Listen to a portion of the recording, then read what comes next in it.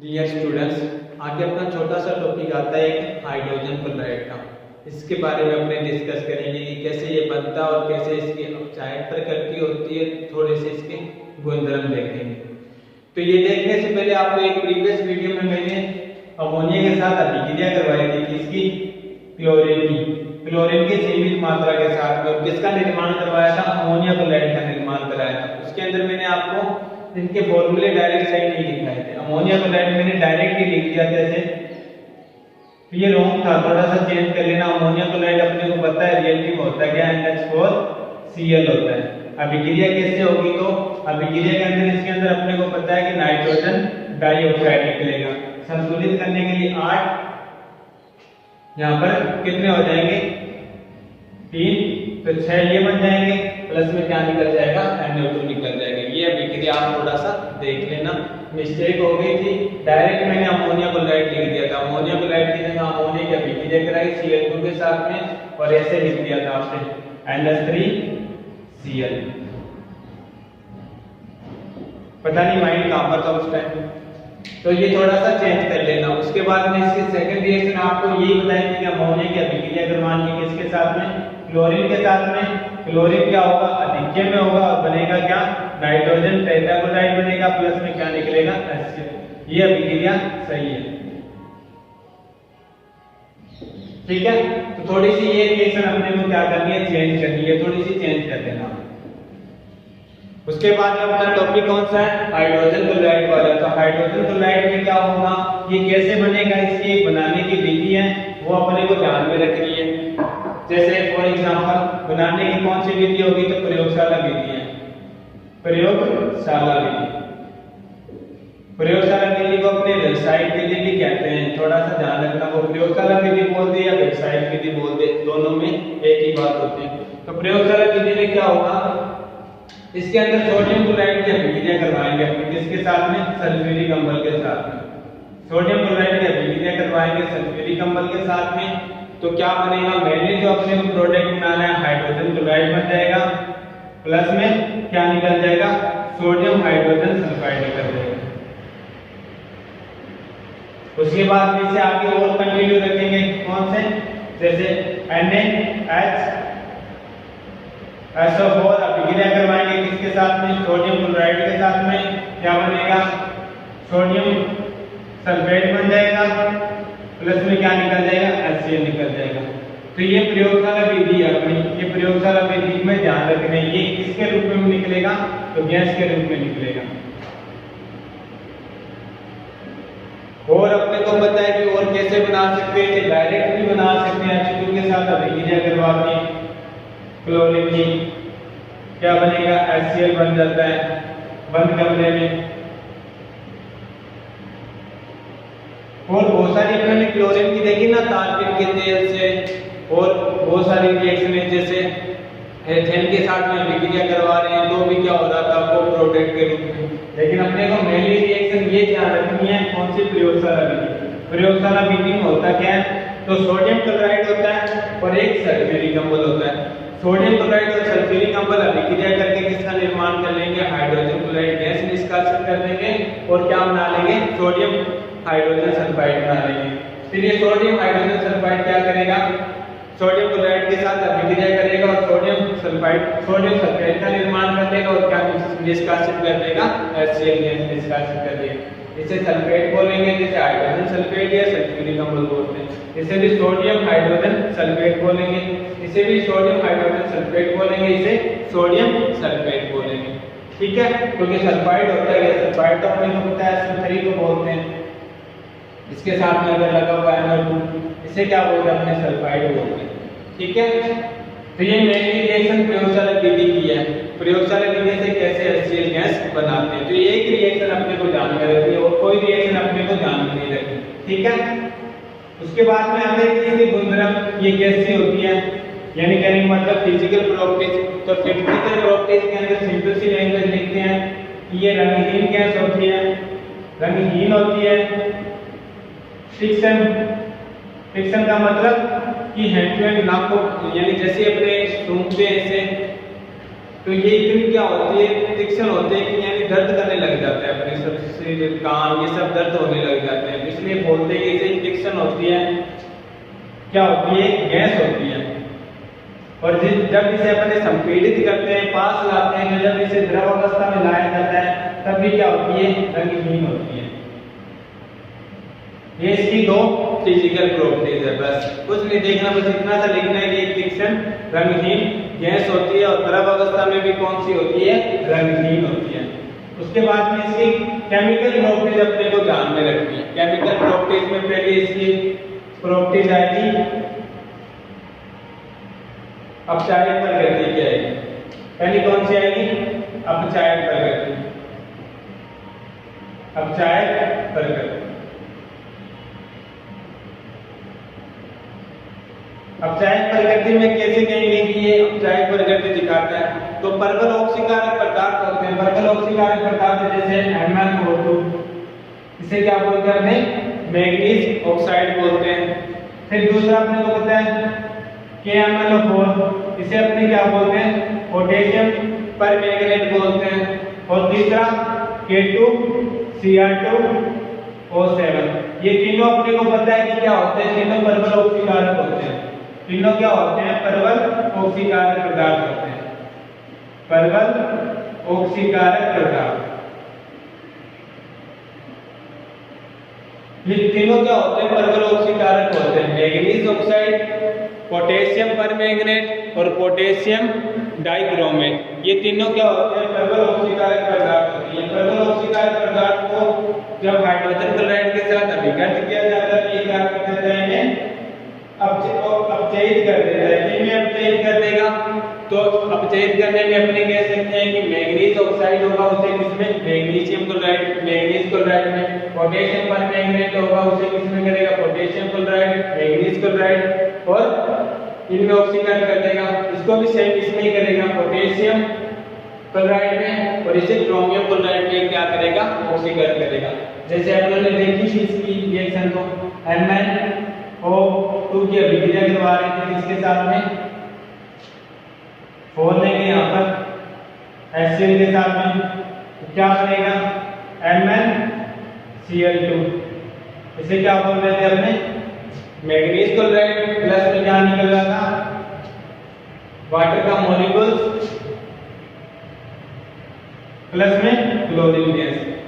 तो अपनों को याद आया जब मैंने स्टार्टिंग में क्लोरीन टॉपिक पढ़ाया था, प्रीवियस वीडियो की बात है, उसमें कहा था कि सेले नाम के वैज्ञानिक ने क्लोरीन गैस की उत्पत्ति कैसे हुई, यानी कैसे निर्माण किया। तो उसने क्या लिया था, मैग्नीज ऑक्साइड लिया था और उसकी अभिक्रिया कराई थी हाइड्रोजन क्लोराइड के साथ में, क्या बना था, क्लोरीन गैस। और ये है क्या रिएक्शन, ये मैग्नीज ऑक्साइड को क्या कर रहा है, ऑक्सीकरण कर रहा है, किसमें, मैग्नीशियम क्लोराइड। ऑक्सीकरण करने का मतलब अपने को पता ही है, ऑक्सीकरण कैसे, अपचायक कर रहा है कैसे, अपचायक का मतलब बताइए आपके को, ऑक्सीजन का निष्कासन होना। ये ऑक्सीजन को क्या कर रहा है, निष्कासित ही तो कर रहा है। उसके बाद सेकंड अपने कह सकते हैं KMnO4 की अभिक्रिया करवाएंगे किसके साथ में, हाइड्रोजन क्लोराइड के साथ में। हाइड्रोजन क्लोराइड के कितने अणु लेंगे, 14 Cl ले लेते हैं। कितने लेंगे, छोड़ो पहले डायरेक्ट अपने मेन प्रोडक्ट बना देते हैं। KCl बनेगा प्लस में MnCl2 बनेगा, प्लस में क्या निकलेगा, वाटर का मॉलिक्यूल्स निकलेगा। वाटर के मॉलिक्यूल्स कितने निकलेंगे, 8 निकलेंगे, 4 निकलेंगे तो 4 लगा दिया, प्लस में क्या निकलेगा, Cl2 निकलेगा। कितने Cl2 निकलेंगे वो चेक कर लेंगे। 2 Cl2 इसके साथ अटैच हुए और हाइड्रोजन कितने निकले, 8। यहाँ पर अपने डायरेक्ट रखेंगे कितने, 8 में रखेंगे, 2 इसके साथ में आएंगे ना, 1 इसे 2 के रूप में लेंगे, यहाँ पर 2 हो जाएगा, यहाँ पर 2 हो जाएगा। क्लोरीन देखें डायरेक्ट, क्लोरीन कितने बन जाए, हाइड्रोजन कितने हैं, 4 8, 2 क्लोरीन इसके साथ ऐड हो गए, 4 इसके साथ हो गए, 1 वो निष्कासित हो गया। अभिक्रिया क्या हो गई, अपनी संतुलित हो गई। यानी मैग्नीशियम पोटेशियम पर मैग्नेट था उसे किसमें ऑक्सीकरण कर रहा है, ये पोटेशियम क्लोराइड में ऑक्सीकरण कर रहा है, अपचयित कर रहा है, सॉरी अपचयित कर रहा है। ऊपर अपने अपचायक प्रकृति देख रहे हैं तो ये इसको क्या कर रहा है, अपचयित कर रहा है। ये सारे परवल ऑक्सीकारक थे, परवल ऑक्सीकारक को इनके क्लोराइडों में वो क्या कर रहा है, अपचयित कर रहा है। कुछ बोलते टाइम कंफ्यूज हो जाता है बट ये क्या बोल रहा हूँ समझ में नहीं आता, थोड़ा सा ध्यान में रखना। अपचायक प्रकृति चल रही है, परवल ऑक्सीकारक है, परवल ऑक्सीकारक को वो क्या करेगा, अपचयित करेगा। तो ये क्या कर रहा है, जैसे मैग्नीज ऑक्साइड था उसको मैग्नीज क्लोराइड में अपचयित कर रहा है। पोटेशियम पर मैग्नेट था, पोटेशियम क्लोराइड में क्या कर रहा है, अपचयित कर रहा है। उसी प्रकार से सेकंड अपने कह सकते हैं Ar पोटेशियम डाइक्रोमेट की अभिक्रिया करवाएंगे HCl के साथ में, सेम वही रिएक्शन लिखेंगे। 2 KCl बन जाएगा प्लस में 2 CrCl3 बन जाएगा प्लस में वाटर का मॉलिक्यूल से निकल जाएंगे, वाटर कितने निकलेंगे 7 है तो यहाँ पर 7 लगा देंगे प्लस में Cl को। अब 14 हाइड्रोजन होने चाहिए तो 14 हाइड्रोजन कब हो सकते हैं, डायरेक्ट 14 लगा दें। 2 इसके साथ में 6 8 हो गए, 8 के बाद में 3 14 कंप्लीट है। तो ये क्या हो जाएगी, इनकी अपचायक प्रकृति हो जाएगी। हाइड्रोजन क्लोराइड की अपचायक प्रकृति वाली कुछ रिएक्शनें दिखाई है तो पोटेशियम परमैंगनेट या फिर पोटेशियम डाइक्रोमेट या मैंगनीज ऑक्साइड की अभिक्रिया करवानी है किसके साथ में, HCl के साथ में, और क्या करना है अपने को बताना है कि ये क्या करता है, इनको अपचयित कर देता है। ठीक है, ये 3 रिएक्शन अपने को ध्यान में रखनी है इसकी। उसके बाद में इसकी आती है अवक्षेपण का गुण भी होता है इसमें। कौन सा गुण होता है, तो अवक्षेपण का भी गुण होता है। अवक्षेपण का मतलब ये कुछ पदार्थों के साथ अभिक्रिया करके अवक्षेप बनाता है, अवक्षेपण का गुण। पहला ये तो इसकी अपचायक गुण देख लिया, दूसरा अपने इसका देखेंगे अवक्षेपण गुण। अवक्षेपण गुण में क्या होगा, तो कुछ पदार्थ अपने उस पदार्थों के साथ ये क्या करेगा, अभिक्रिया करेगा। पदार्थ जैसे सिल्वर नाइट्राइड, नाइट्रेट या फिर अपने कह सकते हैं लेड नाइट्रेट,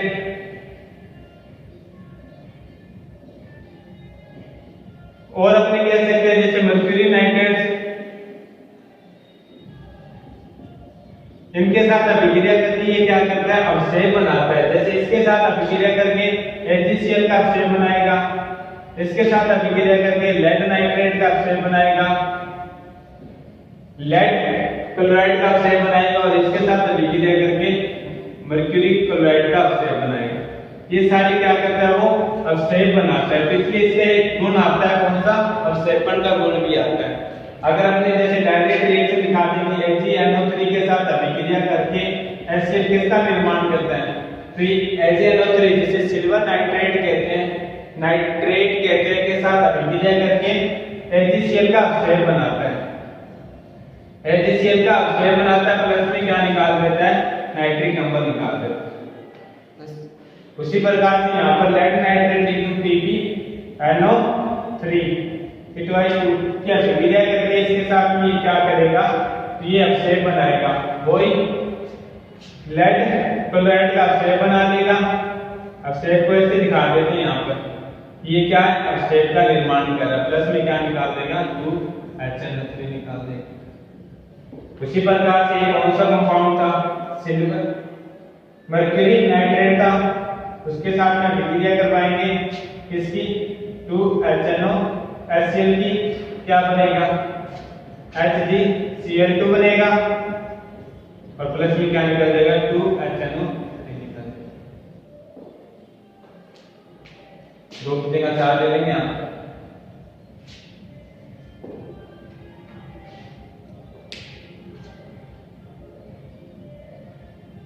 फिर यहाँ पर संतुलित कर लेंगे इसे, ऐसे ही होगा। यहाँ पर 2 लिख लेंगे, उसके बाद में चेकआउट कर लेंगे। ये तो ये क्या कर रहा है, बस अवक्षेप बना रहा है। इसलिए इसे क्या बोल देते हैं, इसका अवक्षेपण का गुण बोल देते हैं। एक तो इसका अपचाय गुण ध्यान में रखना है, दूसरा इसका अवक्षेपण गुण ध्यान रखना है। दो गुण के अलावा अपने को तीसरा कुछ देखना ही नहीं है। बस हाइड्रोजन क्लोराइड में कि हाइड्रोजन क्लोराइड होता है उसकी कुछ इंपॉर्टेंस, तो एक तो ये परवलौक्सी कारक है, उनको अपचयित कर देता है। तीसरे कुछ नाइट्रेट होते हैं उनको क्या कर देता है, अवक्षेपित कर देता है। जैसे सिल्वर नाइट्रेट है तो उसको सिल्वर क्लोराइड में अवक्षेप बना लेगा। लेड नाइट्रेट है तो लेड क्लोराइड में, मर्क्यूरिक नाइट्रेट है तो उसे मर्क्यूरी क्लोराइड में, यानी एक अभिक्रिया करवाएंगे तो ये क्या हो जाता है, ये पेंडे में जमा हो जाते हैं, अवक्षेपित हो जाते हैं, इसलिए इनके साथ पीए बनाते हैं। और ये क्या होते हैं, HgCl हो सकता है या फिर PbCl2 हो सकता है या फिर HgCl2 हो सकता है। ये सारे क्या होते हैं, अवक्षेप होते हैं, ये अभिक्रिया होती है इनके अंदर। इसके अंदर क्या बना रखा है अपने HCl प्लस में, इनके साथ में जो कंपाउंड है नीचे क्या कर देगा, इसके अवक्षेप बना देगा। तो ये इनका क्या होता है, एक अवक्षेपण का गुण होता है। ठीक है, तो ये अपने को ध्यान में रखना है। उसके बाद में एक कुछ कंपाउंड्स आते हैं, एक्वा बोलते हैं, जैसे एक्वा एक क्या बोलते हैं, अम्लराज का फॉर्मूला होता है। जैसे अम्लराज में क्या होता है, HCl और HNO3 का अनुपात होता है। कितना अनुपात होता है, जब 1:3, यानी एक मॉलिक्यूल्स किसका होगा, तो एक मॉलिक्यूल्स हाइड्रोजन क्लोराइड का होगा और 3 मॉलिक्यूल्स किसके होंगे, तो 3 मॉलिक्यूल्स होंगे HNO3 के, जिसे अपने क्या बोलते हैं, एक्वा रेजिया या अम्लराज बोल देते हैं। इसे क्या बोल देते हैं, एक्वा रेजिया या अम्लराज, दोनों में से जानते हैं। सॉरी, 3:1 है।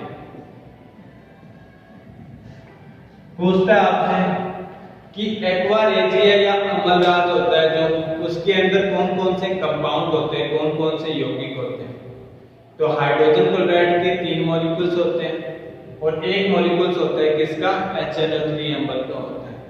कितने अनुपात में, यानी 3:1 किसका होगा, HCl का, और 1:1 किसका होगा, HNO3 का होता है। इसको संयुक्त रूप से अपने क्या बोलते हैं, एक्वा रेजिया बोलते हैं, एक्वा रेजिया बोलते हैं। जो किसके लिए काम आता है, जैसे गोल्ड हो गया, प्लेटिनम हो गया, इनको ये क्या करता है, गोल्ड, प्लेटिनम,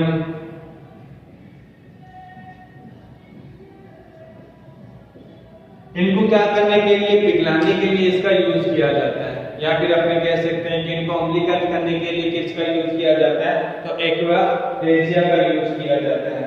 एक्वा रेजिया का यूज, अगर इसके अंदर अपने क्या करेंगे, HCl और HNO3 के अंदर अपने गोल्ड और प्लेटिनम डालेंगे तो ये सारी क्या होती है, अपने को पता है, गोल्ड हो गया, प्लेटिनम हो गया, ये सारी क्या होती है, एग्रीगेंट्स होती है। इनको क्या कर देता है, ये घोल देता है, इनको क्या कर देता है, ये घोल देता है। आखिर ये पदार्थों के अंदर, जैसे गोल्ड, प्लेटिनम, ये तो ज्यादा क्रियाशील होते हैं, अपने को पता है, इनको ये क्या कर देता है कि पदार्थों के अंदर घोल देता है। इसलिए अपने कहते हैं कि एक्वा रेजिया का यूज कहां पर किया जाता है, तो गोल्ड, प्लेटिनम जैसी अकेले धातुओं को घोल सकता है, उनके घुलनशील क्लोराइड बनाता है, उनके घुलनशील क्लोराइड बनाता है कौन, ये एक्वा रेजिया बनाता है। तो ये बस उनकी कुछ रिएक्शन है। ठीक है, तो यहाँ तक अपना हाइड्रोजन क्लोराइड भी कंप्लीट होता है। अपचायक प्रकृति, अवक्षेपण प्रकृति और एक एक्वा रेजिया। एक्वा रेजिया का यूज पूछे तो गोल्ड, प्लेटिनम जैसी अक्रिय धातु होती है, उनको क्या करता है, ये घोल देता है। इसमें घोलता है तो इनके क्लोराइडों में ये घोल देता है और इसके एक बनाने के लिए। यहाँ तक अपने को देखना है। सेकंड अपना टॉपिक आएगा, इसी में चल रहा है, वो होगा इनके ऑक्सी अम्ल देखेंगे अपने कि ऑक्सी अम्ल क्या होते हैं।